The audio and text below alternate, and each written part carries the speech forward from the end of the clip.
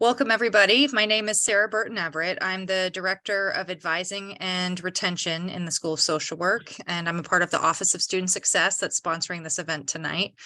And it is my great pleasure to introduce you to the Brothas in Social Work Collective. They're going to be presenting on Black Faces in White Spaces, Black Faces Navigating White Spaces. Their presentation is called Where Do I Belong? And the Brothas in Social Work Collective is an effort between 3 Black social workers and podcasters who are committed to delivering in-depth knowledge, challenging the status quo of professional social work. We have with us tonight Mr. Christopher Scott, an MSW, and Dr. James Bell with a DSW. Is that correct, Dr. Bell? Yep. And Mr. Gary Taylor, an LCSW, who lives here in Virginia and is also an alum of the psychology undergrad program at VCU. So he's familiar with the university, and I will hand it over to the collective. Thank you so much for being here with us tonight. Awesome. Thanks for having Good evening. Thank you, Sarah, for having us. And thank you all for everybody who was attending. Thank you for the School of Social Work for having us in. And welcoming us to have such an important conversation and dialogue. We are the Brothas in Social Work Collective. My name is Gary T. Taylor, licensed clinical social worker here in the state of Virginia, and a former alum of Virginia Commonwealth University, 2011, in my bachelor's in psychology. So I know Jeff, he had the communications director had said I was part of the social work department. And I said, hey, if y'all want to adopt me, that's cool. But the humanities, College of Humanities and Science might have a say in that. But we are here to talk about where do I belong, Black faces navigating white spaces. And we just want to have a conversation to kind of address some topics around that. So I want to go ahead to introduce us real quick, who we are and what we do. So excuse me, Brothas in Social Work Collective is 3 Black men from different regions of the country embark on a journey to make an impact from a non-traditional social work point of view. With over 20 years combined in the field of social work, working in a variety of settings and communities, as we aim to use our knowledge and expertise to provide sound, integrated, and informed solutions to social work programs, agencies, and institutions. Again, I am Gary Taylor, licensed clinical social worker in private practice, working with African-American men and women. I'm also an assistant professor at Virginia State University. I'm an author of 3 books. My most recent one is Refresh the Journey to Find Peace. I'm a podcaster, community, I would say de facto, but not really, but organizer in a sense, working with that. And I do a lot of speaking and facilitating around racial and social justice initiatives. And I'm gonna share a story with how all this comes together and how, even though I'm not graduate of the social work department at VCU, it is still one of the reasons that led me to the field of social work. So I'm gonna pass my intro off to Dr. Bell, and then we'll go to Chris. Thanks, Trey. My name is Dr. I gotta still get used to saying that. Dr. James Bell III. I am a social worker now going on 12 years, graduated from Michigan State University with my master's in social work. I tend to lean toward macro practice if we have to do the split of things, but I would also argue that those clinical skills are very necessary for navigating those spaces. Understanding how people are impacted on an individual level in many ways helps to tell the story of how communities are impacted at aggregate. So my day job, I actually work for the Michigan Department of Health and Human Services. I am the chief of staff for our public health administration. So imagine working in public health at the height of a pandemic, amidst racial unrest, amidst other pandemics that are happening simultaneously. And so I bring a wealth of experience when it comes to public health and social work integration. I'm also a consultant. So Brothas in Social Work Collective is one piece of the work that I do. I'm also responsible for a few different behavioral health and diversity, equity, and inclusion initiatives. I'm also a podcaster similar to everyone else on this presentation, and I am also an adjunct professor at the Loyola University of Chicago. And so if we were sitting here reading bios all day, we wouldn't get to the presentation. So I'm going to pass it over to my colleague, Christopher Scott. Good afternoon or good evening for y'all. It's still daylight where I'm at. I am a graduate from the MSW program at Portland State University. I'm a social worker. I'm a school social worker, but I've had social work jobs in many areas. But right now, school is where I share my expertise. I'm also a creative in the process of changing my my career path as far as like my side work. I spent the last few years trying to. I thought I would like. I thought I wanted to be a private practice therapist, but now I am converting my hip hop social worker brand into a storytelling brand because I am a podcaster and I take photos and I do vlogs and I do short videos and trying to capture people's essence in short term, like 2 minutes, tell me about yourself and we can kind of make it look fly and put it out to the world. So that's me. I'm a social worker. I'm also a creative and trying to just keep growing things creatively, and working here in Oregon. I definitely know a lot about navigating my place in a white space. Awesome. That's these are the wonderful brothers I love to share the stage with and facilitate with. I wouldn't have it any other way. It's just been an amazing time. And we kind of came together during the pandemic. This is where the pandemic, I feel like, even though untimely and definitely traumatic, we took that time to bond together and share some of the same values and ideas and say, hey, why don't we just put this together and figure it out and do this thing? So that's what we're doing. One of the things, excuse me, that is amazing about this kind of full circle moment is, as I was a graduate of VCU 2011, and I said, well, hey, I want to do something else. I need to go get my master's as well. I just had switched from business to psychology, and I was looking for another position, another field to kind of get into. And so I know I didn't want to do counseling psychology or clinical psychology. I didn't want to do that, right? And so it was there on maybe 2010, 2011, where I stumbled upon an elective talking about intro to social work, 101 class. A little older white gentleman, he was a professor there, and he was the one, when I took his class, he introduced me to the field of social work. I had no idea what it was. And so as I'm taking the class and learning about this field, I asked him the question, why does everybody go into the micro space, right? The clinical space, which is ironic because I fell into the clinical space. But as a result of that, he was the one who told me, about like going to the micro space, clinical space, what that does for your trajectory as a social worker. But I still wanted to go opposite of that and be a macro social worker. However, I still took the track of becoming a clinical social worker. My resume experience is super clinical with 12 years of experience in mental health, working in a variety of settings from crisis, inpatient, and substance abuse. But now it has finally translated to macro. A little bit more working in academia and doing work like this on the side and initiatives. So it's a full circle moment. VCU School of Social Work, you still are a part of my social work journey. So I wanted to let y'all know it's a full circle moment, and your work still has not been vain. With that being said, let's get this thing started off. What we're here to do is talk about and what's going on. So I can kick this off, right? I think when you teach, everything has to come back to an objective, right? You want to make sure that participants have things that they can walk away with that says, yep, I learned this. Yes, I can apply this. Yes, I can demonstrate this. And so as we talk about today's learning objectives, the first thing we want to do is define white spaces as both a construct and a narrative. And what we mean by that is that when you talk about entering into white space or occupying white spaces, what is that? Where does that belong? What are the impacts of white spaces? And so we want to break that down first. The second thing is we want to deepen your understanding of what imposter syndrome is. Now, when we talk about white spaces, one of the things that we want to tie to that is the consequences of being in white spaces when you are a person of color.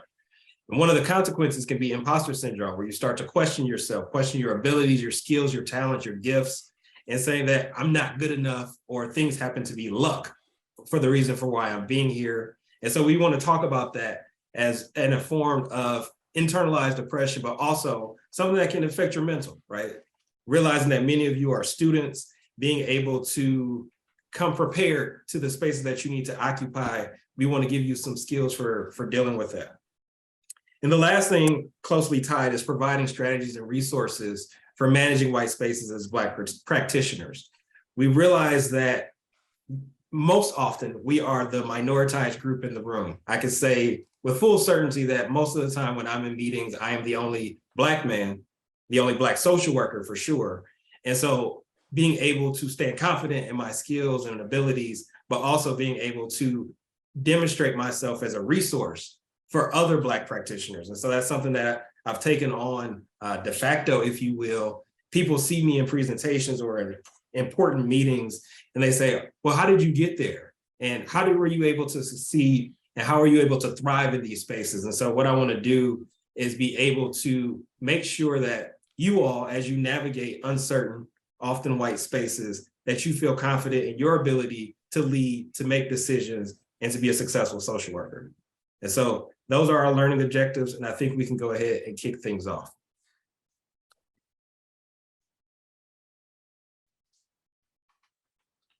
That's on you, Chris.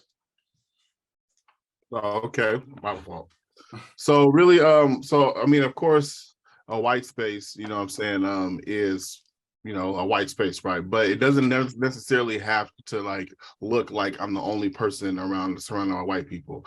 If your ideology of your room, whatever you're in, like has like a white supremacist, you know, like kind of thought, then you're in a white space, you know. So white spaces vary in kind, but most are visible and distinctive and feature is their overwhelmingly presence of white people and their absence of Black people, right? So how this affects myself, right, being like James said, being only Black social worker in the whole building, you know what I'm saying, you get put in positions where you either have to choose, am I gonna fight it, or am I gonna, you know, run away from it, right? So it's things like that, right? And then you know, white spaces have an implicit racial order. White spaces are dominant as Blacks are subordinate. So I've definitely been in spaces where, because I'm a big Black dude, I'm a social worker, but I'm also like the security guard, right? You know what I'm saying? Like, and you know, people can come you know, to me and ask me all kind of questions, even though they're not my boss, you know what I'm saying? But it's like, hey, I need you to do this, I need you to do that. And I got to figure out how I'm going to play this, you know what I'm saying? Do I say, that's not my job? Or, you know what I'm saying, you know, go find somebody else? Or do I just kind of, you know, all right, you know what I'm saying, no problem, be the cool Black dude and not cause issues, right? You know, so I do know there was a moment a few weeks ago that I'm still dealing with. Now this is like how this happens is, you know what I'm saying, like you're in a you're a Black face in a white space. We're having a meeting of this kid, and one of my coworkers, you know what I'm saying, is trying to explain how the kid's talking. He drops the N-word, right, in a meeting. You know, his excuse is that, you know, this is what the kids say. So in that moment, I'm like, okay, what do I do? You know what I'm saying? Do I cause a ruckus, take the attention off of this kid's, you know, care team and make it about me and this guy? Or, you know what I'm saying, do I just pretend like there's nothing wrong with the situation and I just keep going, right? Now, and when he said it, like as soon as the R came out, like I felt like a shock in my body. You know what I'm saying? Like it was like, oh, like did he really just say that? And it's confusing because I know the kid didn't use the hard R. So like you took the context out of it and then you changed it to make it fit your like white identity, you know? So like it's all around confusing. But a result of that is that now somebody else had brought the attention to my boss, you know, which is my principal, really, you know what I'm saying? So she talked to me about it. The vice principal talked to me about it. And then it's like, I gotta like, you know, choose how am I gonna move forward, because I know I'm gonna get blamed for bringing it up and I didn't even bring it up, you know what I'm saying? So like, it's situations like that when you're in white spaces and, you know, you just gotta figure out, you know what I'm saying, like what's gonna happen. I remember being in a meeting and like these two white men were talking about how February was their least favorite month. They were just going off. They were just going off about February. There's nothing happening in February, X, Y, Z. And I finally had to say, well, you know, Black History Month is in February. And you know, he kind of had like a, like a you do like a halfway smile, like, oh yeah, I guess I forgot. But it's just like kind of those things that you deal with, you know what I'm saying, like when you're in a white space, you know. So to me, a white space sometimes feels friendly, but most times it feels like I'm like I'm on edge, but like it's like,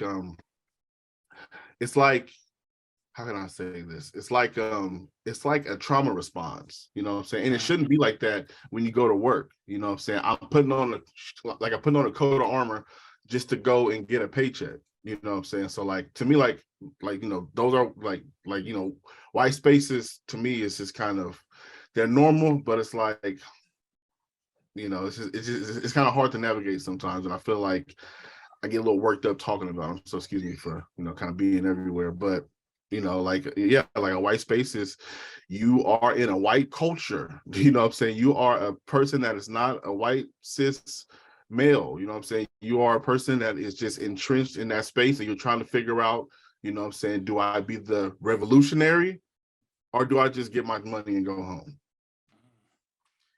You know, that's good stuff, Chris, because, you know, when we talk about the field of social work, at times where it's a white dominated field.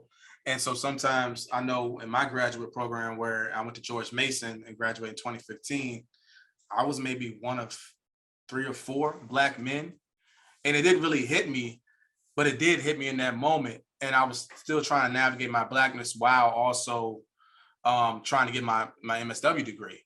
But then that reoccurring theme continued to happen in the workspaces that I occupied, whether that's my post job, you know, out of grad school, or then whether that's the continuing different employers that I were employed by at different spaces in different varying situations. And so sometimes, like Chris, sometimes you fall into that place where you feel like you are the security, right? You don't get your MSW treated, or you're treated as a social worker, you're treated differently. I'm a tall, big Black guy. So I can come off as intimidating at times, or I can be as the security, but I have a whole MSW degree. And so those white spaces take up and occupy every place that we occupy or even think about doing, whether it's the social work program sometimes, or whether it's our post, you know, our actual employer, being employed at certain jobs, and also looking at the perspective of how we work with our clients. What perspective are you looking at it from? Are you looking at it from this white Eurocentric perspective, or are you looking at it from these other avenues as well? So I definitely agree with everything that Chris is saying in that aspect. I realized we didn't do a good job saying how we were going to handle questions, right? And this is a great one that's coming in the Q&A, so I feel compelled to answer it in real time. For folks who haven't checked it, it says, do you ever feel like you're representing your entire race? If so, how do you handle that pressure? Being the only non-white person in the room most of my life, I always felt like I had to chameleon to the dominant culture in order to survive. As you move throughout your careers, when have you felt you can be your most authentic self, even if it is not the dominant culture? And so I'm going to take the first response at this. Yes, there have been moments where people have asked me point blank, you know, what is the Black experience on this? And I'm like, I don't know. Like, I can only speak for myself, right? I can't even speak for the Detroit experience, right? It's different for everybody. And so for me, it's important to remind people that we are not a monolith, right? If you want data or evidence, you need to talk to the people. And so again, this is the community social worker in me. How do we set up platforms so that people can provide that type of input? And so me handling that pressure, I say in the beginning, the beginning of my career, I felt compelled to respond, right? Like I felt like I had to be like, yep, this is how we all feel. And I realized that that was never the case. And so for me, I think it's important to highlight that changes over time. I feel like I'm a lot more confident and authentic in my practice now. Like I realize exactly who I am, how I show up.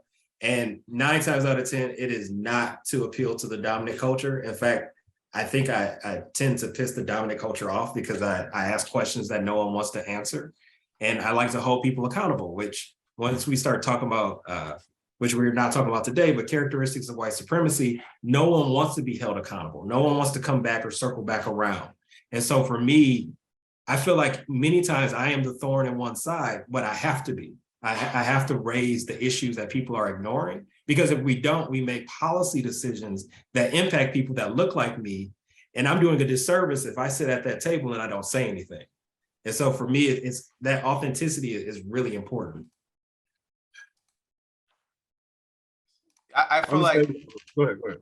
I would say that same, right? Like I sometimes don't know when to shut my mouth up sometimes.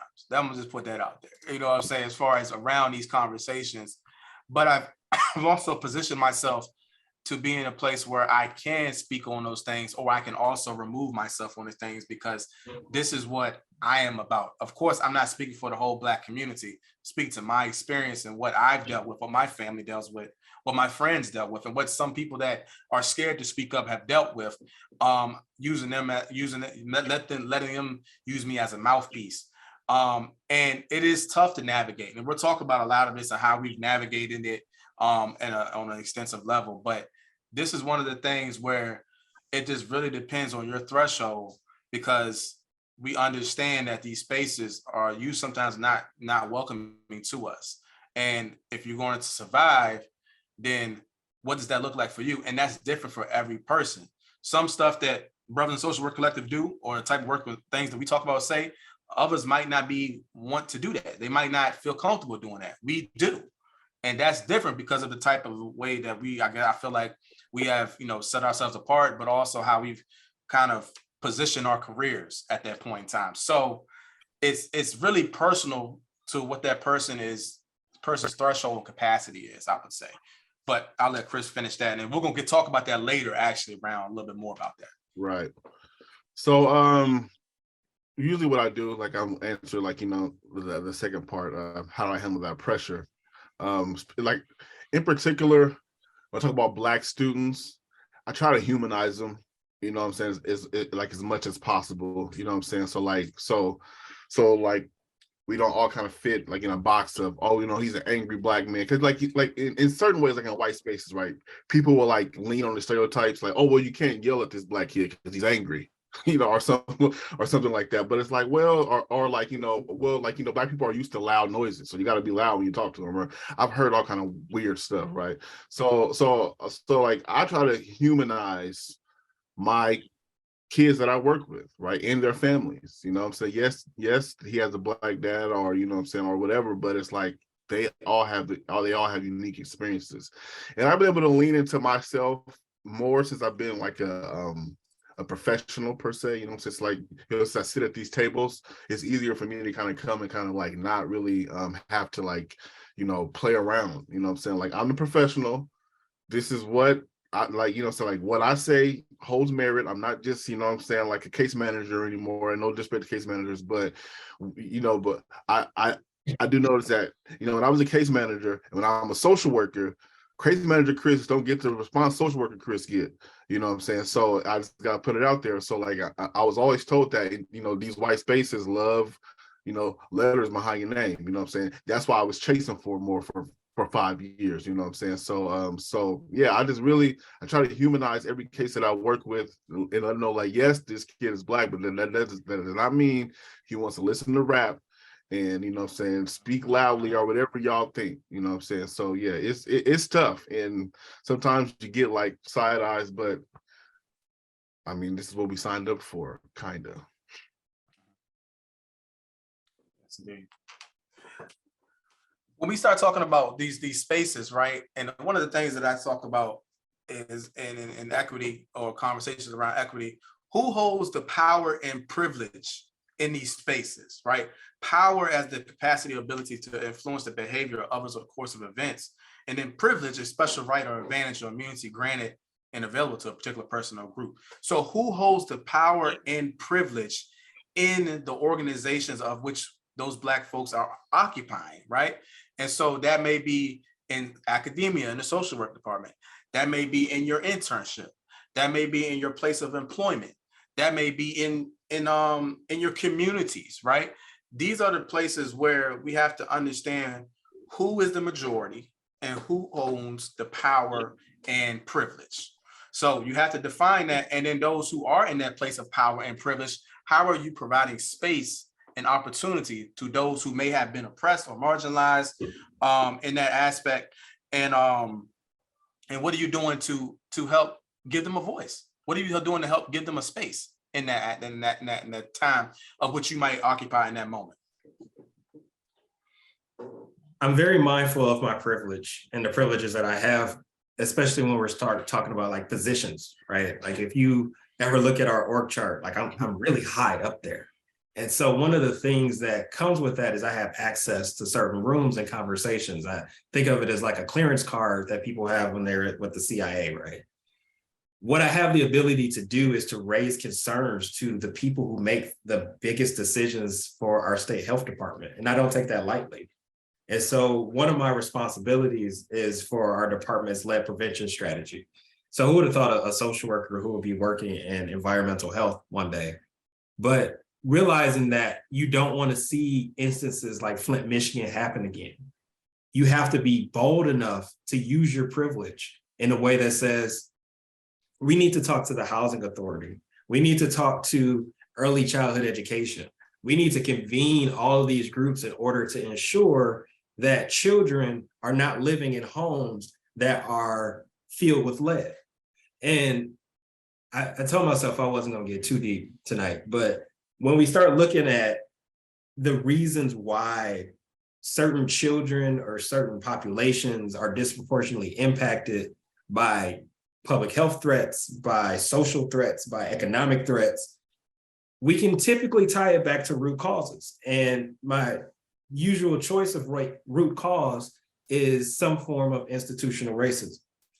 And what people don't like to do with their power or privilege is to acknowledge that, to own that, to talk about the consequences of that, and how we go about making change. So when we talk about white spaces and we dive into these topics of power and privilege, realize that in the spaces that you occupy, white space or not, you have some form of power, you have some form of privilege. As Chris mentioned previously, those letters that come after your name, they mean something. They open doors. Now, they might not open all of the doors, but they're going to open some. And so with that, you have brought the privilege that you have and the expertise that you have. So I think it's important that you take advantage of that.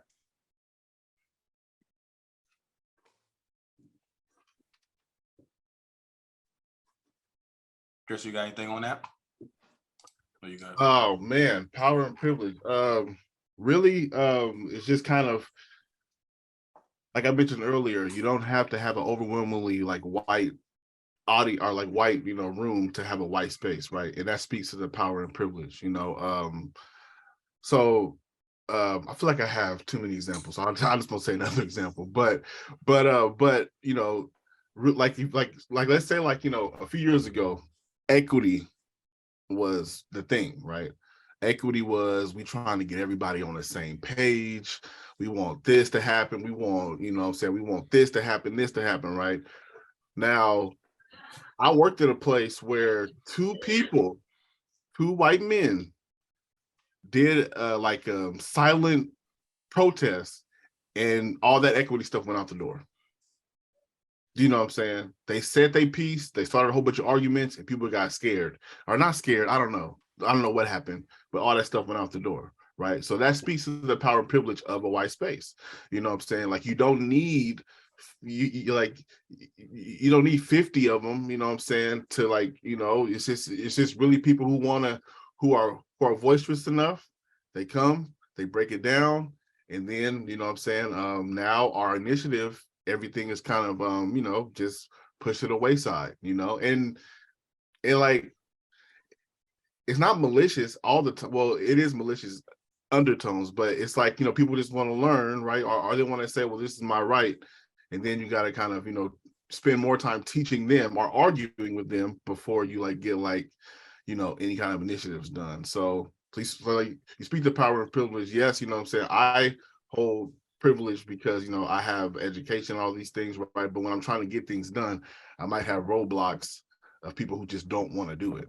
And then I got to fight that. And then if I'm in a school where I'm the only Black person, they're going to have more allies because whatever reason, you know what I'm saying? I know people who support my, my initiative, but then, in the meetings, they're all, acting chummy with the other one. So it's like, well, how can I go against that. Like politically, me and you line up, but you're still gonna like support this person because he's your friend, you know. So like that's a hard dynamic to combat. And before we get to the next slide, to say with that with power and privilege, we have to be understanding of that as well. When we are recruiting and recruiting students to the field of social work, when we are working with different clients in the actual field, and when we are engaging with clients, well, students as well in field practice, things like that. Because if you're in a supervisory role, if you're in an administration role, technically you hold that power and privilege, like Dr. Bell was saying.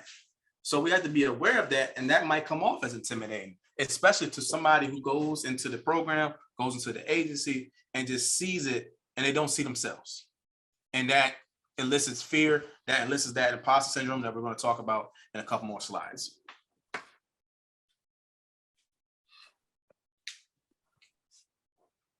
So anti-Blackness, when we start talking about this, I feel like, especially social work programs, but we all should be making sure that we are voiding ourselves of anti-Blackness. And this is a two-part formation. And so this is a specific, when we talk about racism, we're specifically talking about the anti-Blackness that comes with let me go back. This type of racism is specific to Black people, because anti-Blackness looks at specifically how it deals with Black people and what the things that these different systems come in place actually hinder them, right? Oftentimes when we talk about racism, or we talk about DEI, or we talk about equity and inclusion, we talk about all these different things, the Black perspective, or the things that we are dealing with in our culture, tends to get overlooked, or it gets devalued, or it gets misplaced. One of the conversations I think about was the examples of racial profiling, and for years people said they didn't exist, right? But in the last 10 to 15 years, data has came out and shown, and then you're also seeing it in front of your screens all the time, that it does actually exist, and this is a problem that's going on. So the first form of anti-Blackness is overt racism. Beneath this is anti-Black racism. There's the covert, structural, and systemic racism that you see. Policies, programs, things that are embedded and written into action that inhibits or actually hinders Black people from progressing. Second form is the unethical disregard for anti-Black institutions and policies. This disregard is for the product of class, race, and gender privilege. Looking at those different things and how that shows up in our everyday life from an interpersonal level, intrapersonal level, and then also systemic and structural. You ever feel like you just can't be yourself, right? And you feel like being yourself comes with consequences? That's what anti-Blackness is. The fact that someone will go out of their way to devalue you because you are Black, or the things that you care about because you are Black.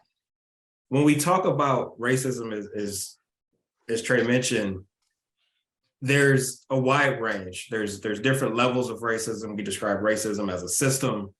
But when we talk about anti-Blackness, we have to be very specific.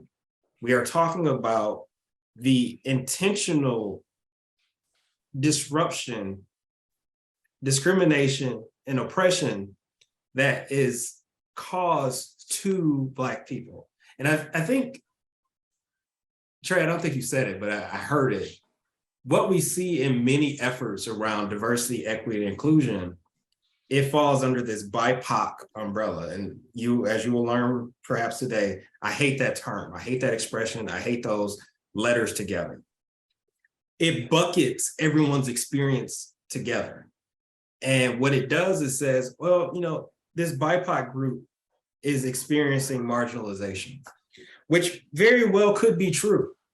But when we talk about anti-Blackness, we're talking about Black racism, right? We're talking about people going out of their way to marginalize Black people. And so when we talk about navigating white spaces with Black faces, anti-Blackness is one of the greatest threats that we have to our authenticity, to our ability to thrive, to be socially and mentally healthy in these spaces. I recall during the pandemic, there were moments where I felt like I couldn't be my authentic self. I couldn't be my whole self because I'm thinking about my family who I know are like anti-vaxxers. I'm thinking about people who are not educated and informed, even during the time where we were still wearing masks. And there wasn't a space for me to hold those type of conversations. When you start to realize that there isn't a space for you, start thinking about anti-Blackness as one of the ways that that perpetuates that isolation. And so I just wanted to raise that, and I can pass it over. Yeah, I feel like anti-Blackness is strong because it comes from everybody. You know what I'm saying? It can come from any direction. You know, I feel like in Oregon, it's not uncommon for like other people of color to like team up with like a white person and gang up on you. You know what I'm saying? So like I used to work in a jail, and it was very common for like the Asian identifying people, you know, like Filipino, Hawaiian, you know, Hispanic. They would kind of have like kind of a white ideology, you know, and they would like tell you things like racism isn't real, or you know what I'm saying, or you know, you're American first and all this stuff, dismiss everything. And it's kind of, it just felt anti-Black, you know what I'm saying? Because like you want to go out and get beers after work, but when I tell you that I'm not doing this because this is what it is, you tell me I'm overreacting.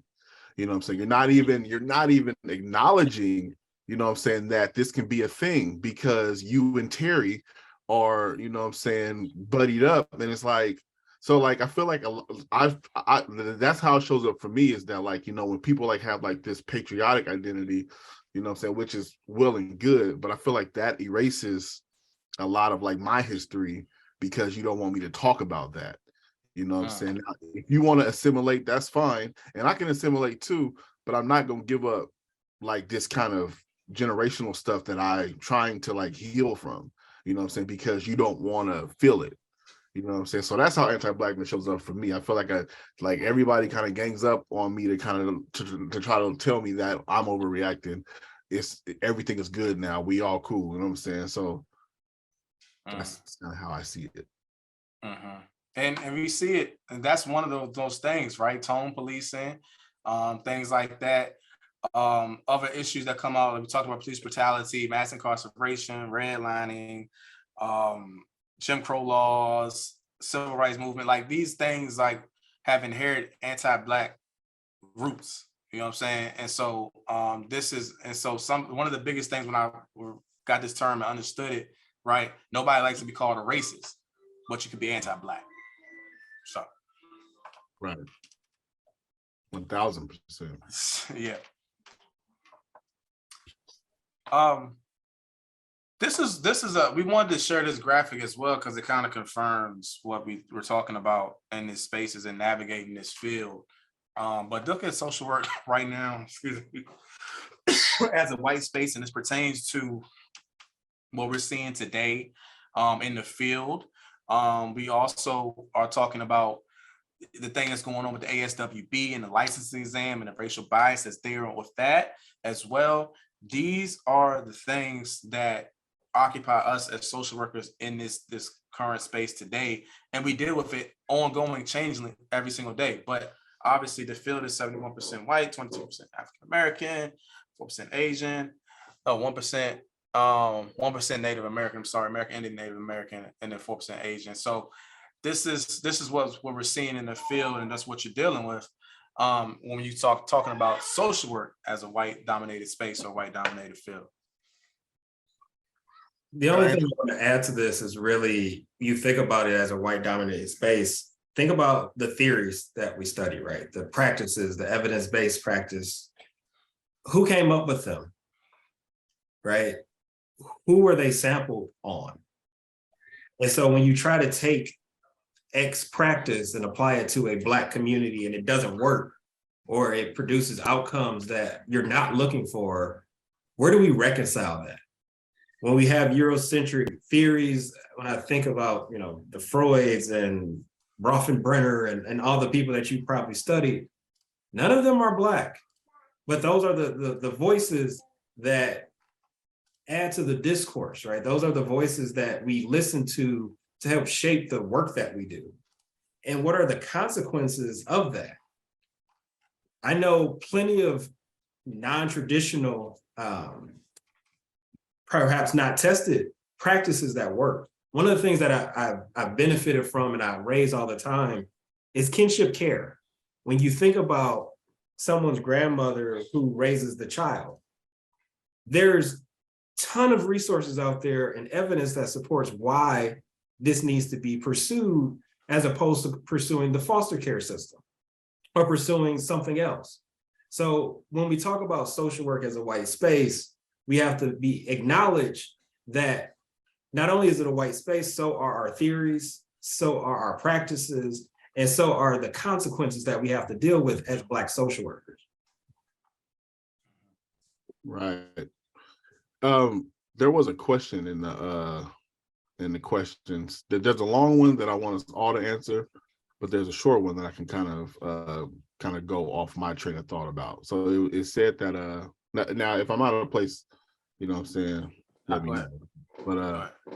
But it said, do you think POC solidarity is a myth? And I don't think so, but if it results to any kind of anti-Blackness, anti-Asian, anti-whatever, then you know, that's a problem, right? You know what I'm saying? So you can't we can be like, you know what I'm saying, like, of course you can have solidarity, but if the end goal is to assimilate and erase each other's past, like erase each other's like legacies, then that's not going to work. You know what I'm saying? So like how solidarity looks to me is that we all embrace each other, we respect each other's past, we respect each other's upbringing, we respect each other's struggles, and not try to assimilate for like an easier path. You know what I'm saying? Like it's all about respect, it's all about acknowledgement, it's all about, you know what I'm saying, just being heard and not trying to erase, you know. So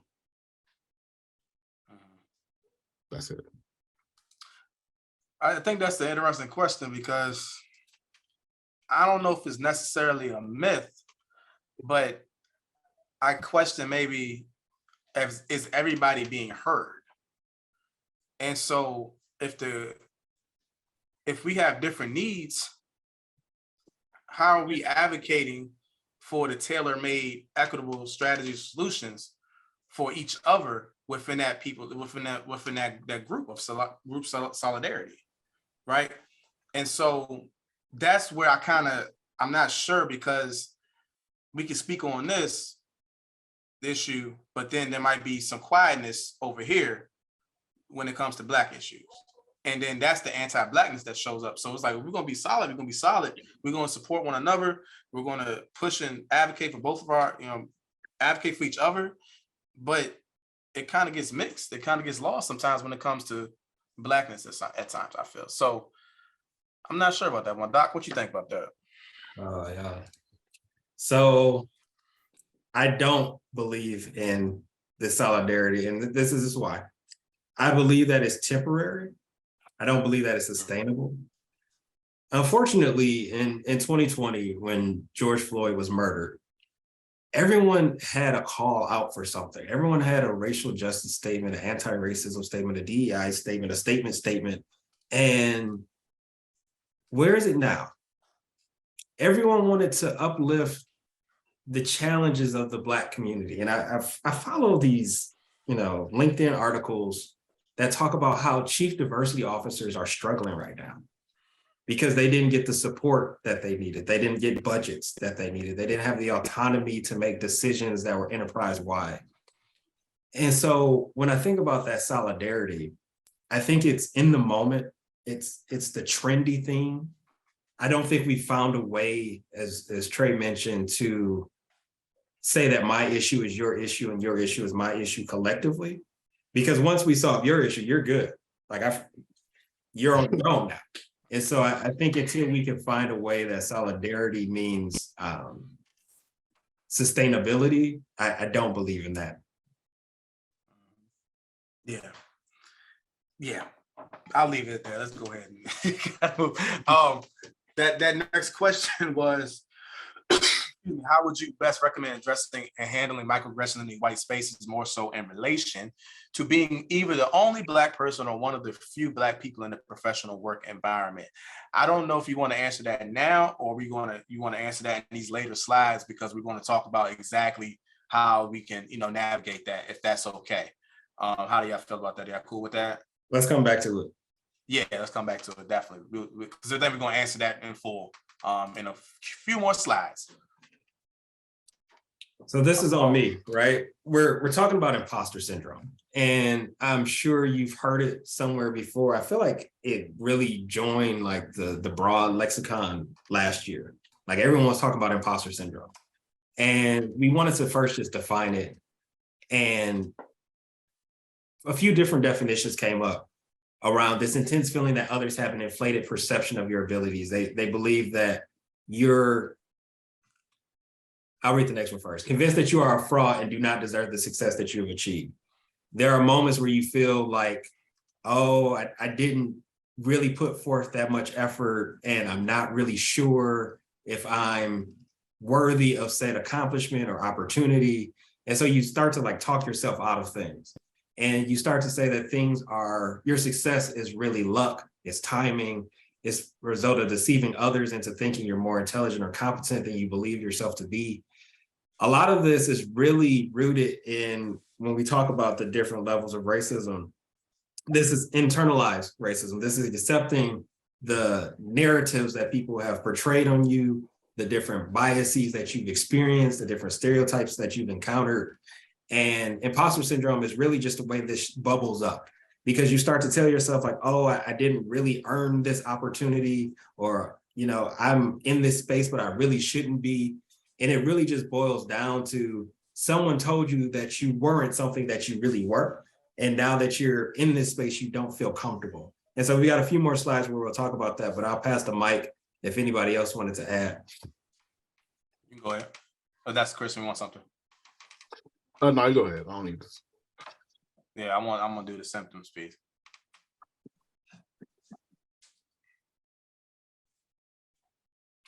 So I'm sure most of us have dealt with imposter syndrome in some form of capacity, but it definitely is something that sits there. And these are a couple of symptoms that occupy imposter syndrome. But one things that I want to talk about that I think is more personal for me sometimes is overworking, right? Overworking and trying to do it all to prove my worth in these spaces, right? I need to be at the highest level and the highest clip. I need to show no fault. I need to be perfect in everything that I do, because if I don't, they finna fire me, or I'm finna not get a promotion. I'm not finna get a salary bump, increase, things like that. And they're also going to look at me differently if I don't perform to this level, right? And so all these symptoms are definitely part of it, but I think one of the biggest ones that stand out to me, especially in this space, is overworking. I'm gonna take this extra shift, because if I take the extra shift, maybe the supervisor will look out for me on different things. I'm gonna take on this committee, right? And do that, because if I do that, that's gonna put me in a better place. I have to be not just 100% good. I need to be 200% good, so that can allow for me to even counter some of what may pop up, even if I'm doing it at 100%. And that leads to burnout. That leads to irritation and frustration. That leads to negative psychological well-being and how we feel in this field or in spaces that we occupy. So that is one of the things that I feel like, I don't know about you guys, but I know for me was one of the things that I had to say, this work ain't gonna go nowhere. It's gonna get done when it get done, or it's gonna get done when I get back and take a break for myself. But I know directly where that was coming from. It was coming from imposter syndrome. And it was because I did not feel confident in this space, because I was the only one in this space. So I had to make sure that I was on my P's and Q's. Right. I've definitely told people, like, people will say, man, you work so much. And it's like, and I'll have like a funny response. Oh yeah, I'm traumatized, or it's because I'm Black, and it's not because I'm Black, but it's like, short answer is like, I do that because I'm trying to cover all bases, right? When I was in hair school, one day I was just chilling, and the black teacher was like, "Hey, you come do this perm." I was like, "I'm about to do no perm. I'm about to be a barber. I don't need to do no perm." She was like, "When you black in this field, you got to be good at everything." You know what I'm saying? So like that kind of set up how I show up just at work, right? You know what I'm saying? Like Trey said, you pick up shifts, you work 200% just because in the back of your mind, you know what I'm saying? Just like how I said earlier, when you might align with people politically, but they still side with the people that are causing disruption. When it's time to fire people, it ain't no union, ain't nothing around, who do you think they're gonna want to keep? Just to avoid stuff, right? You know what I'm saying? If they fire you, ain't no issue. Sorry, we could do nothing. But when they fire them, they're gonna cause a ruckus and it's gonna be a problem. So it's always like you got to do more, right? And it took me a long time just to kind of be okay with like doing my job. Like this is my role, right? You know what I'm saying? And I'm lucky enough to have a job right now to where they respect my role as the role it is. They don't ask me to do any extras, because I've been in positions where it's extras all day to a point where like when it's time to do your actual job, it's like, well, you know what I'm saying? Like, you should have said no. But it's like, what? It's like gaslighting. It's like, you know, if I say no, you know what I'm saying? Like, I used to have a job where they said, well, you know, you can refuse a shift, but if you refuse a shift, it ain't gonna look good when it's time to do the promotion. So it's like, you know what I'm saying? So, and then, you know, you see other people like moving up so swiftly, you know what I'm saying? They just moving up and ain't no problems, ain't no, and it's kind of like, man, like, am I doing enough? Am I doing this? Am I doing that? Am I doing that? And that is what causes, like Trey said, I'm saying, like, you know, the burnout, you know, like just kind of being like having a specialized role, right? You know, because when you're working like in schools and hospitals and so stuff like that, you're the only social worker. You might have a team full of nurses, you might have a team full of doctors, and it's you to come in there. So when stuff go wrong, they're gonna look at you and they're gonna have all this extra stuff for you to do. And then you add that you're not like, you know, part of the culture. Like on top of that, it's gonna be real lonely, and it's gonna get real easy to look for a different job. You know what I'm saying? So like that imposter syndrome, I mean, it yes, you feel sad or like yeah, I don't feel good enough, but the flip side is that you overwork to compensate. Yes, you might underwork because you don't feel like, you know, up to snuff, but people don't tell you that you might overwork because you feel, you know, that imposter syndrome. 100%. And before Doc goes, unless he has something, when I'm working with Black men and Black women too, one of the biggest things they tell me is that it's hard for them to rest because they feel like they should be productive. They feel like if they're not productive, or they feel like if they're not doing something, they're lazy. And then some of that fear of the unknown comes up. And some of that is rooted in trauma. Some of that is rooted in losing everything, and scarcity mindset, in the sense of I might lose it all if I don't stay productive. I might not be able to pay everything and make sure all my family is good if I'm not productive. These are the things that come up in sessions, and we have to work through that, right? And with my Black women, it's the need to always have to be on top of everything and have to be the one that's connecting and providing and giving resources and supporting this person, supporting that, and not getting no affirmation or getting no hey, you don't need to do all that at the same time, right? Because it feels like I have to do it all. So this shows up not just outside of our classrooms, but also with everyday people too. Nothing to add. You can go ahead and take that one.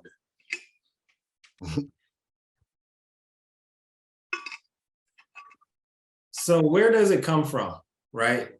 Wait, no, I feel like that's what I just did. Sorry, we're bouncing around. All right. Why do Black people experience imposter syndrome? Well, we've talked about many of these things already, right? Feeling like you don't belong, feeling like there's no one there that you can reach out to. So we say you feel like a stranger in a foreign land. You go out of your way to get more education, right? and you feel less confident, even though you have more degrees, you have more expertise, more understanding, more experience. And you look back and just see that underrepresented groups don't always have a history of belonging. And when I was listening to Trey just a second ago, talking about the need to be productive or to be on top of everything, I've been doing a lot of ancestry work lately. So really digging into like my family and where they come from. And I had family that worked in the tobacco fields. And I think about what happens if you're told that you're not doing enough work, right? And what you can imagine is you're not going to get paid. You may be punished. You may lose your opportunities. I come from sharecroppers, people who are never going to make enough money to go into the next year, who would do all this work for a whole season and walk away with $2. And then for me in 2023 to think about imposter syndrome and not doing enough, I'm going to argue, and I'm jumping ahead to the solutions, we actually deserve to rest, right? We actually deserve to pause just a little bit. Because when we start telling ourselves these narratives about us being imposters and that we don't belong, it only perpetuates what we believe people think about us. But imagine if you reverse that trend, you flipped on his head and you say, well, I actually do belong. I'm here to disrupt. I'm here to raise the unpopular opinion. And so when we think about why Black people experience imposter syndrome, some of these things may be true. You may be a stranger in a foreign land. Public health is not my first language as it comes to a field or a profession. I'm a social worker. But what I bring with me as a social worker is an understanding of a person and their environment. Now, in public health, we talk about the social determinants of health. Those are the places, the areas in which we grow, age, the different resources that are around us. And so if I can understand that a person in their environment, if they don't have access to healthy food, they might not have access to transportation, they might not have access to a vehicle, therefore they might not have access to a doctor, and they smoke, right? That one risk behavior is enough to produce inequity across the board. I'm a stranger in the land of public health, but what I bring with me makes me anchored in that space. And so the same thing applies with education and skills acquired. I'll be real blunt with y'all. I didn't need a doctorate, but it opened doors when I got it. And so now that the doors are open, they can't kick me out. And so now I'm taking up space in ways that I hope is only impactful and beneficial for the people that we're serving within the state. So I'm not going to go down any further rants, but those are the things that show up as we talk about why Black people experience imposter syndrome. I ain't got nothing. Yeah, I mean, I could just say, to write that point home of I didn't need a doctorate, you know what I'm saying? But, you know what I'm saying, because I mean, it doesn't hurt to have it, right? You know what I'm saying? So it's like that kind of, you just work, like even with me, I made up my mind when I spent that little bit of time in private practice that I did not want to be a therapist, but I still went through to get the LCSW because a professor said you just need to have it, right? Now, why would I just need to have it, right? When I was in grad school, I had professors that were just MSWs, and they were directors of programs. You know what I'm saying? So it's like, so why do I need to have this for the benefit of whatever you said is going to benefit? So, last week I gave that up because I feel like I'm gonna make it happen with or without. I'm not letting any kind of imposter syndrome, you're not good enough, affect me anymore. You know what I'm saying? But that whole journey was because somebody said I needed to have it just to have it. And that's a lot of stuff to go through just to have some stuff. You know what I'm saying? Like, it really is. Considering that you had to, the age-old thing of what is told to us as Black social workers is to take the licensing exam as if you were a white person. So right. We have to devalue and pretty much suppress our Blackness in order to take an exam to and passes to feel like we matter in this field and space. So. Yeah.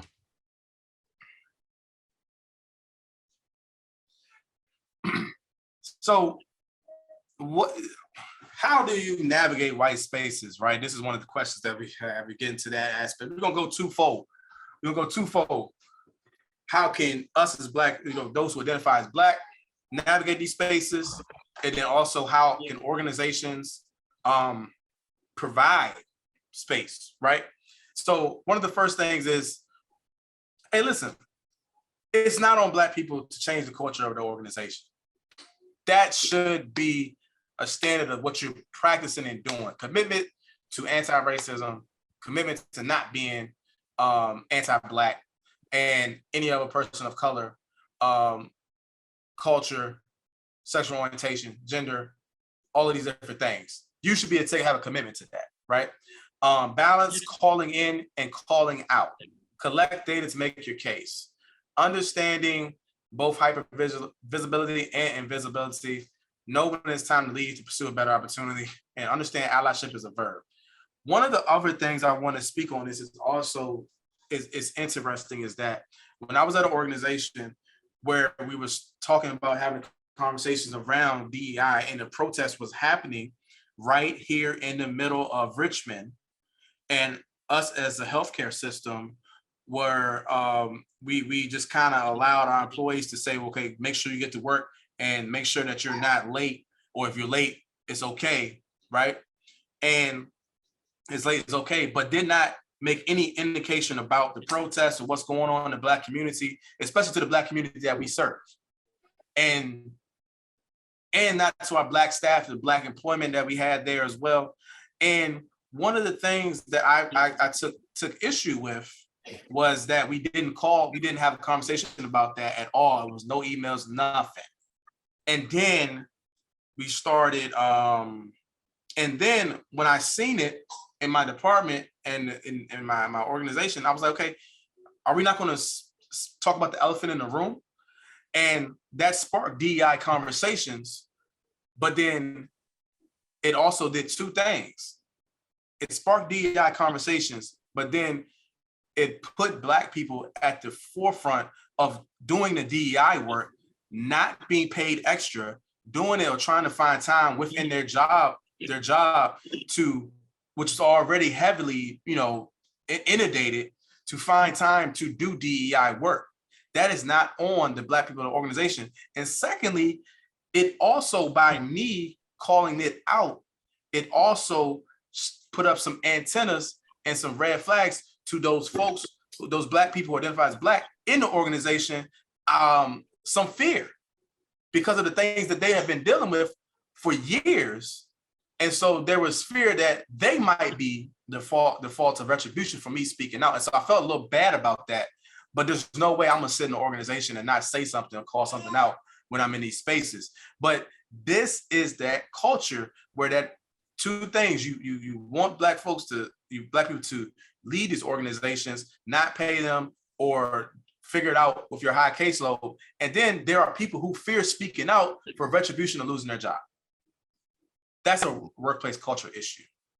That is a organizational culture issue that needs to be addressed from leadership above, not coming from just Black people. Also, not even like to losing your job, but like having to work in that kind of mess. You know what I'm saying? So like you could lose your job, but also like just having to, sit when people are talking trash about you, right? Like you got to kind of sit in that toxic work environment. So yeah, it's really like, the balance calling in and calling out sticks out to me because, like I said, I worked in a lot of spaces where, what I'm saying, it's just me, right? So it's like if I'm always harping, what I'm saying, I might even make the allies upset. What I'm saying? Yeah. Like, oh well, Chris is that's just kind of, I try to stick with him, but everything is just too much. Can't do this, can't do that. But it's like it's not fair for me, You know what I'm saying? We were at my job talking about, how to approach DEI because there was a big incident that happened a few years ago.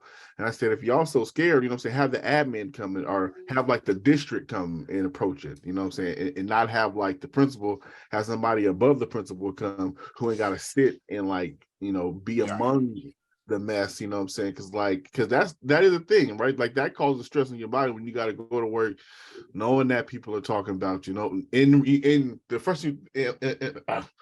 frustrating thing about it is that you're not saying nothing that's that's wrong. You're just trying to defend yourself and defend your honor, defend your people, even or just want the people you work for. Because usually when we do DEI, I'm not really fighting for myself. I'm fighting for the people that we're supposed to be serving, right? You know what I'm saying? So like me, I'm a grown man. I'm going to get mine, right? But we got students that need you to show up and not be unfair.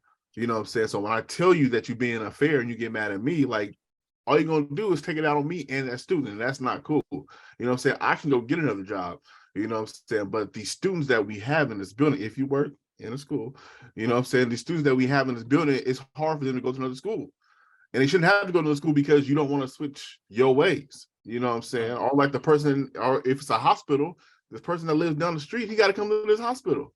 And I'm trying to tell you that you ignoring all this stuff, but you want to get personal and you want to have these back and forths. It's not about us, it's about the people.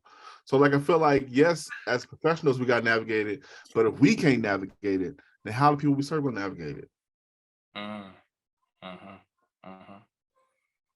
trying to figure out a way to abbreviate this story. So at one point during the pandemic, I was the director of this thing we call the Protect Michigan Commission, which was this cross state partnership between various state departments, and there were some celebrities on there. Don't ask why. It was a photo op opportunity, and other leaders within the community. And we were having a data meeting, and data's not, I'm not the biggest data fan. I prefer stories, right? And we can talk about why stories should be data at another point. And we were talking about vaccination rates, and this was early on. And we're breaking it down by race, and there was this significant disparity for Black people getting vaccinated. And this is going to feed into the question that we want to come back and answer. And this white epidemiologist says to me, why aren't these people getting vaccinated? And so I had to pause, right? I had to ask, who are these people? Because, of course, looking at the data, there's a lot of different people not being vaccinated. But he was talking about why weren't Black people getting vaccinated? And I feel like we all have to make a choice at some point in our career in various professions. Do I want to be the person to educate? Do I want to be the person to be patient? Or do I want to be the person that just goes off, right? Like, you should know why there's hesitancy in these vaccine rates. It's not that people don't want to be vaccinated. It's they don't trust you. They don't trust government. And they have every reason to not trust government. We have not been trustworthy. And so as we talk about handling microaggressions in white spaces, my recommendation is, one, understand your comfort level, because everyone can't be direct, which is fine. I think that's okay. It's okay to talk to someone after the meeting and say, hey, that was inappropriate. That didn't make me feel good as your colleague. I would prefer that you don't do that. It could be using someone else that you feel more comfortable with doing it, if that's a superior, if that's human resources, whoever it may be. Me personally, I like to be direct, and I like to be public, right? Because I don't want people to walk away thinking that it's okay. I want everyone who's in the room who witnessed it to also witness the rebuttal. And so in that same space, I made it very clear that if we're talking about Black people and vaccine hesitation, what we really should be talking about is how we go about engaging Black people so they feel they can trust said vaccines. And so that changed the entire conversation. But I didn't walk away with not acknowledging the microaggression that had occurred. And especially to come to me, right? And it feels like sometimes white spaces are so oblivious to the obvious racism. I am the Black director of this initiative. Yet you come to me and say, why aren't these people being vaccinated? So handling microaggressions and white spaces, for me, I think it's about, part of it for me is I understand the risk involved. I also understand you can try and fire me if you want to, whatever, I'm gonna be here. That risk goes away as you get more mature in your career and you realize you can go anywhere. You have a master's of social work. So this one position that you're in right now, do not subject yourself to being oppressed or marginalized for anybody, not especially not for a paycheck. Yeah. And I think before we go to the next slide, which I'm gonna take over and take on that, is just understanding, like, you know what I'm saying, if it's getting to the point where it's just nobody's learning or changing, right? Or accepting of your, you know, your Blackness, or just respecting you as decent as a human being, then yeah, it's time to find something else. It's time to find something else and go on about your way, especially if you have your MSW, and especially if you know you are licensed as well. But there's so many opportunities at this point, and I feel like there are organizations that are actually doing the work to provide, you know, spaces for that. So yeah. Now, going to the organizational side, one thing Dr. Bell said about this is when he was talking about the scenario is establishing trust. One of the things that I talk about with organizations around DEI work or equity work is, what are you doing to provide, to show trust with your employees or the clients that you serve, right? The second question is, what are you doing to make it safe, make it a safe environment for your Black employees or the clients that you serve? And lastly, how are you building rapport with your Black employees or the Black clients that you serve, right? Or Black students? Trust, safety, and rapport. There are it's such an important pieces to this, because if not, then yes, you're not going to be able to provide that safe space. Yes, that person is not going to feel like they have psychological safety and psychological and good well-being there. And when you're not doing, also, it increases conflict, unwillingness to not engage in the workplace culture, all of these different things. It increases frustration, irritability, all of these different things, because that person cannot be their authentic Black self. And by you, we can talk about professionalism, but we probably don't have enough time. But by you, you know, not providing that space as an organization, right, you're doing yourself a disservice, because then you're also operating these anti-Black lenses as well. And the last piece of that is also understanding cultural humility. We have moved from cultural competence to cultural humility, meaning that we are centering that person or that culture and not just centering ourselves so that we can check a box off and say that we're responsive and we're sensitive. That's one piece of it. But how are you embracing that other person's culture? How are you embracing the other person's story or experience? Are you devaluing or are you diminishing it because it's not something that you personally understand or know, or it's not something that it's not on your front doorstep? See, that's the issue I feel like we talk about, what Dr. Bell talked about earlier. We start talking about sustainability.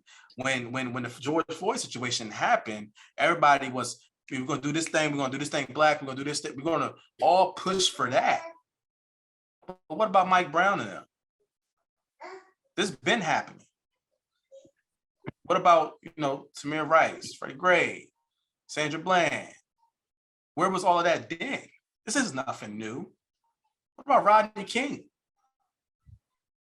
I keep going back and forth. These things are nothing new. So why are we acting as if these are new things that's happening in the Black community when they're happening full past, present, and now future? So when you're talking about cultural humility, how are you, right, in doing the education and engaging in lifelong learning to be there to provide that space, but also understand that experience? And like I told an elected official one time before, only time you're reacting when it's on your doorstep. That should not be the case. you should be engaging in lifelong critical thinking and learning around that conversation. That's for us social workers, that's what we're supposed to be doing in the first place.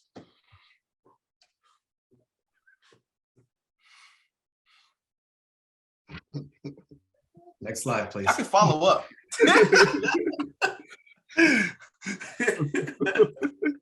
So really quickly, just thinking about mindset shift, right? You know, what can you do to overcome imposter syndrome? We have to shift this model of this small bubble of what I know and this huge bubble of what others think I know to be more equal, right? I think in many cases, we miss out on opportunities because we don't think what we have to say is valuable.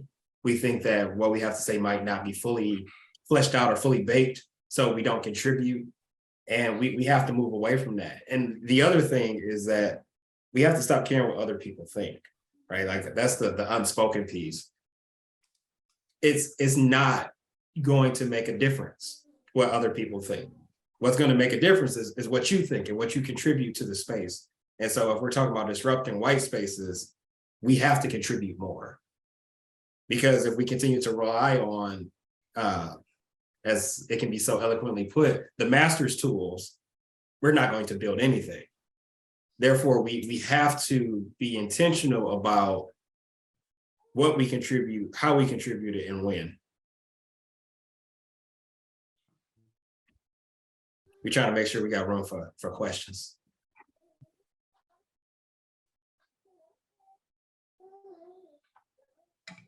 So this is our reminders to everybody.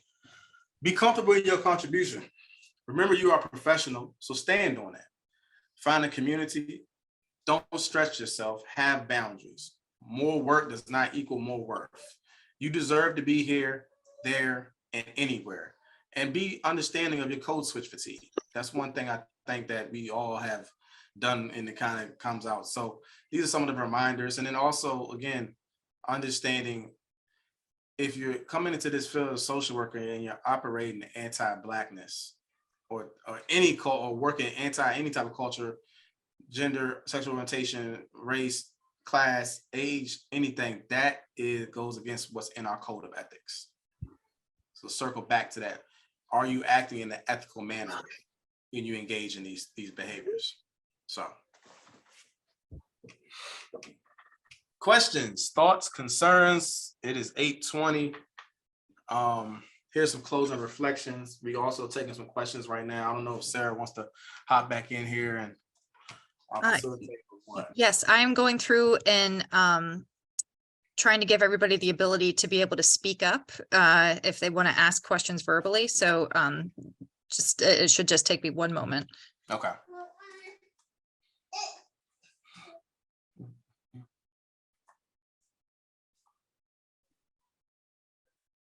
It's good to see y'all.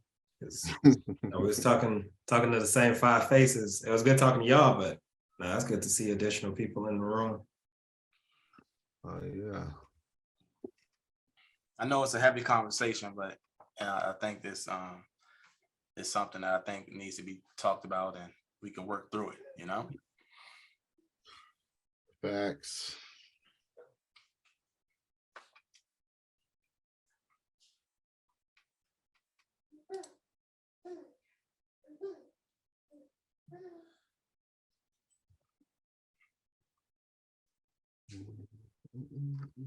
So I would even encourage people, you know, if you can't or don't feel comfortable coming off of mute or wherever, please use the Q&A. There it goes.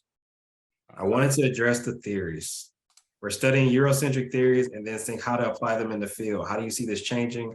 How can us students be part of the change? Well, you mind if I take the first part of that? I think for us, it is, we need to be in the spaces advancing the research, right? That's why I'm glad to see, I spent some time looking at VCU's graduate students and the PhD students specifically, because they had them listed on the website. I'm like, wow, this is great, right? Everyone looks different and everyone looks like they're bringing different perspectives. And so in order to advance new theories, you need new researchers.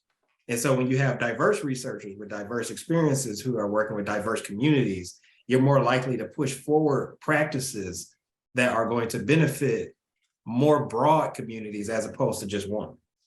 And so if we want to see changes in the theory, we have to see changes. Oh, that's gonna sound so fake deep in the theorist. Yeah. That's for free. That's for Nominee. free. That's a nominee. But it's good stuff, though. It's good stuff. Go ahead. I was going to say that we have to look at history, Black leaders who weren't social work. I mean, there were social workers and Black philosophers there as well. So embracing their interventions and things that they brought in, but then also some of the non-social workers in these movements that were doing social work like skills. That has to be brought in the mix as well, because they have a lot of interventions that, you know, are specific to the Black community. Go ahead, Chris.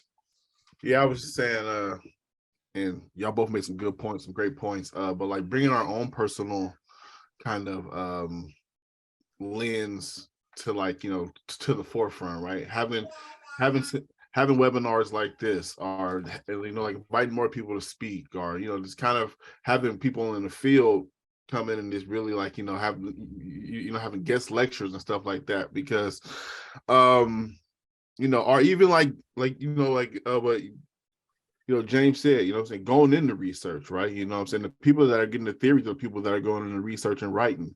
So, you know, looking outside the box of being a therapist, or, you know, like, you know, there is a lane for social work research, right? So, like, you know, hop into that lane and, you know, make a way for yourself, because it'll be appreciated for the future social workers to, you know, to know that there's theories that support a wide scope of people, you know.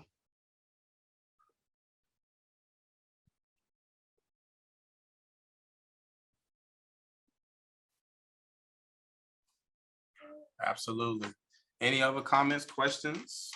Feel free to drop them in the chat or the Q&A. I got a few more minutes.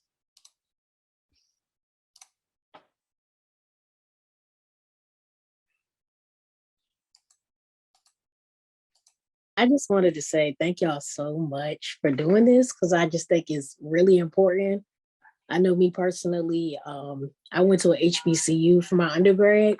And so going to VCU now, with it being kind of like a PWI, it was a huge little transition, you know, definitely a switch. And I feel like doing things like this and talking about these type of difficult topics makes it a little bit more easier when you are in spaces where you don't recognize, you know, people that look like yourself, because I'm so used to being around, not saying I've never been around other races and stuff, but to go from being at HBCU and then to now being at a, like I said, PWI, it's a huge difference. So I just wanted to say thank you guys for this, because it was definitely very insightful. Yeah, absolutely. And I echo that sentiment. It's, you know, I didn't start at VCU. I came from Fayetteville State. I did 1 year at Fayetteville State and then transferred to VCU. And it was a culture shock, you know, and so trying to find your people and trying to find your groups and, you know, being in those spaces can be tough. So I definitely hear you, and hopefully we can continue to provide that space and opportunity. Right. We have a question. We'll go ahead and, how do you cope when triggered by anti-Blackness in the workspace and providing clinical work or any work? I can go ahead and start off. Usually how I cope, find a community or leaning on my community that I maybe have online or in my personal life or anywhere outside of that space. Just to kind of say, hey, you know what happened to me today? You know what I'm saying? Just to kind of have a casual conversation. You know, some people go to therapy, you know, because this work is hard. Like if you working like in a public, like working for a community health place, you might get all kind of clients. You might get some racist clients. You might get, you know, so like it's good to have a community to kind of cope with, just to kind of like not unload on, but like, just to kind of talk, hey, this is what happened at work today, and then they can kind of relate. So the easiest answer for me is having like, a couple people you can just kind of talk to and lean on for that support, or you can have a therapist yourself, and they can kind of go through things like that. But I would lean on a community of people that are like-minded, that you can kind of just shoot the breeze with. That's a tough one for me, because as I was working on getting supervision and dealing with what I can see now was anti-Blackness, I didn't have a support.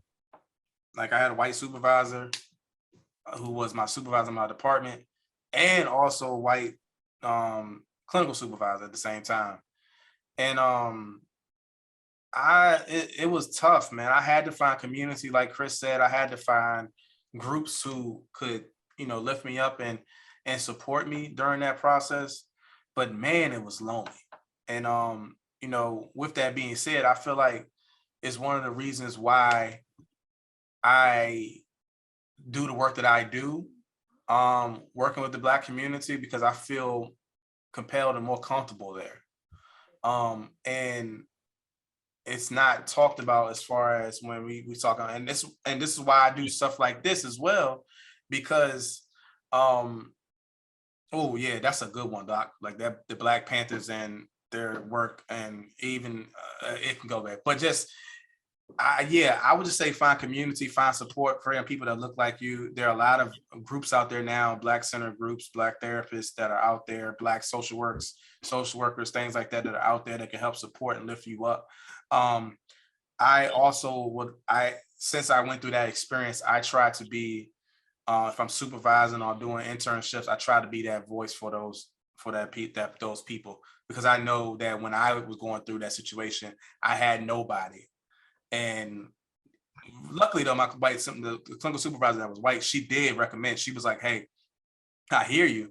I understand what's going on, and it's tough. Why don't you look into finding a group of peers that look like you, so you can kind of process that?" Because I was doing a lot of stuff where you're talking about Blackness, height of Mike Brown situation, putting people in handcuffs because they was met criteria for psychiatric hospitalization, talking to Black parents that their child be transported in a police car to go to a psych hospital for the first time because they were suicidal.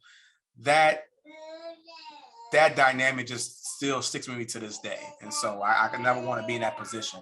So I don't want any other new social workers to be in that position as well, about having the proper support and education that they need in that time. So tough one. I would echo everything that's been shared. I believe finding community is important, even if that means you have to establish your own. If it's not clear, I talk to these two fellows daily, and most of the time it's not about social work stuff. And so I think it's important to balance that. So even if you are triggered by anti-Blackness experiences in the workplace, it's good to talk about things that are not tied to work. I think having something that can bring you hope and aspirations, things that you can dream about. I think Chris mentioned earlier, he's a photographer. He likes to tell stories through photos, through video, and we engage and support him in that work. So for me, building community is also about finding people who are like-minded also in their hobbies and their leisure. Because talking about social work all the time is exhausting. It needs to be balanced. In that same, I see this other question about building community within the social work field. Social media has done a really good job at that. I feel like I've met Twitter. On Twitter. Social work Twitter is a real thing. They are deep out there. They are Black social workers. That's the part that people miss out on. Is social work Twitter was actually started by a Black woman, or Black women rather. And there's just a wealth of experiences and people that are rooting for you, want to see you succeed. So if Twitter is your thing, that's available. I know there's different groups on Facebook. There's Black Men in Social Work. I'm pretty sure there's a Black Girls in Social Work also. I know they also exist on Instagram. So we're out there, and don't let anybody tell you that we're not. And I see y'all. So just continue to thrive and do what needs to be done to help these communities and yourself. Yeah, just hashtag social work Twitter, and you'll find it. You'll find the community. We love to support each other. You know, and it's all love. It's all, you know, I know, you know, social media gets a bad rap, but that's been a good kind of, you know, it's been a good space. I'll just say that.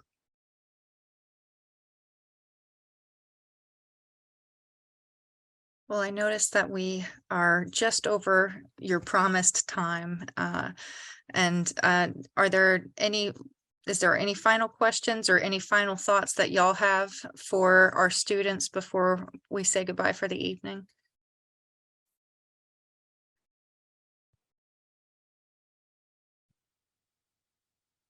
I don't know. I think we said enough, but you know, I just want to make sure that I just want to make sure that you all know that there are people out here that look like y'all that are doing this work. So don't feel like you're alone. We are out here, and we are advocating as well. So you're supported. Yes, well, thank you so much to Gary, Dr. Bell, and Chris. Our sincere hope is to bring y'all back real soon to have another talk with our students and faculty and staff. Thank you so much for attending tonight. I really appreciate the time you invested in spending with us and the great questions and contributions you made. And we'll be following up with an email from the collective with an evaluation if you'd like to provide any feedback that way as well. But thank you again for joining us, and I hope you all have a good night. Thank you.